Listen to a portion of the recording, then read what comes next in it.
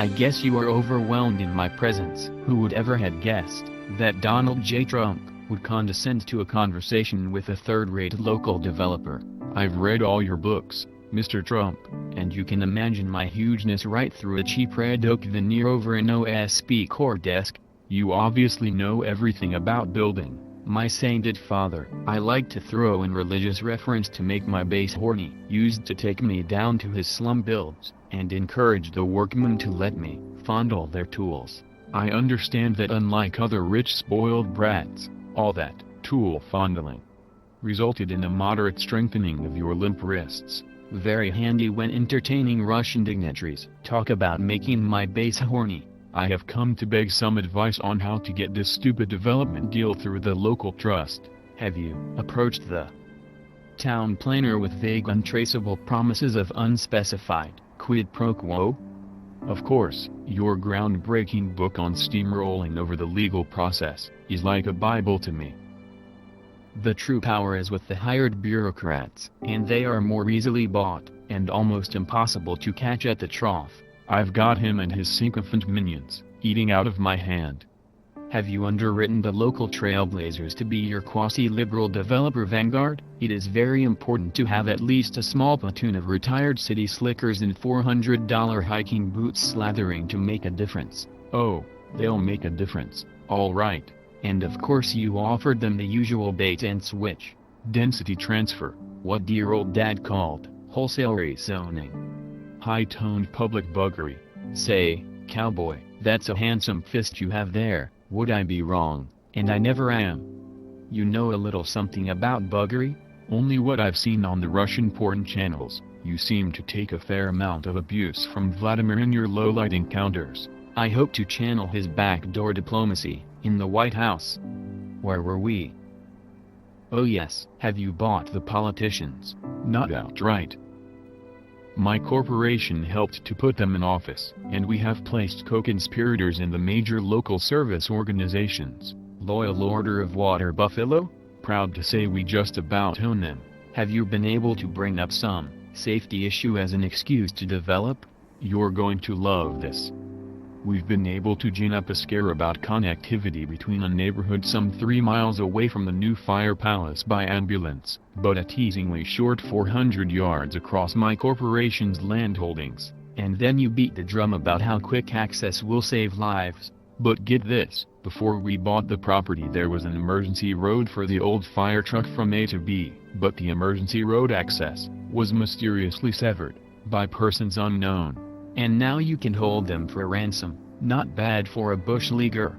I got to say, I love how all these new age words like connectivity sound so we are the world. And how our ground troops of DQs, developer quislings, have turned these innocuous David Suzuki words into bulldozer protection amulets. What do I do about local opposition? If this was Atlantic City they would just mysteriously disappear.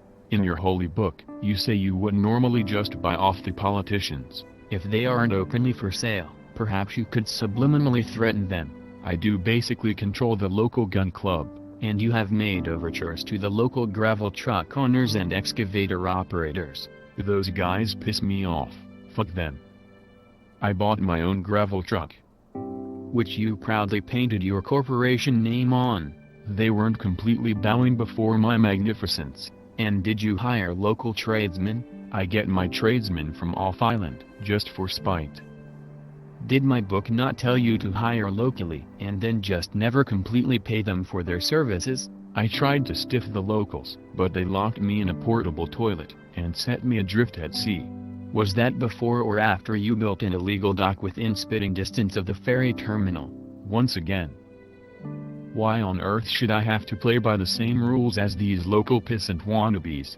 You are preaching to the choir, supplicant. You in no way approach my hugeness, and I know you pray to me as the living God that I am, to an endless stream of grasping small-time con artists, amateur land butchers, bush league design build buttfuckers, and soulless entrepreneurial dung beetles. I'm not a bad person, Mr. Trump. It's not about good or bad, loser. It's about your lack of ability to carry the ball. I've tried my best.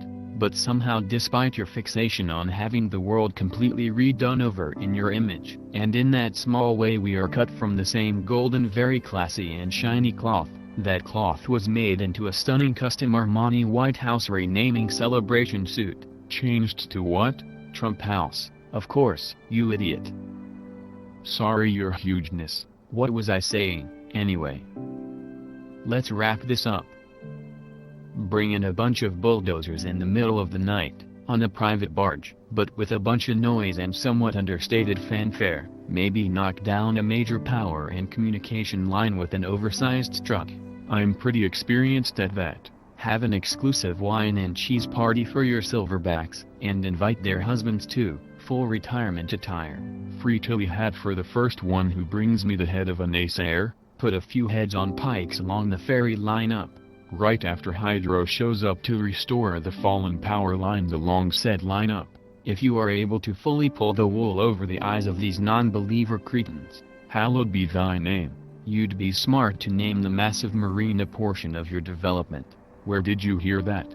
Come on, loser. Us layers have to stick together. Can I name it after you? How about the Millennia Winds at Marina del Trump? I prostrate myself before you, O Lord of the Golden Mirror. I'll send my Mexicans around to install the sign. My bill is in the mail, cash only, loser.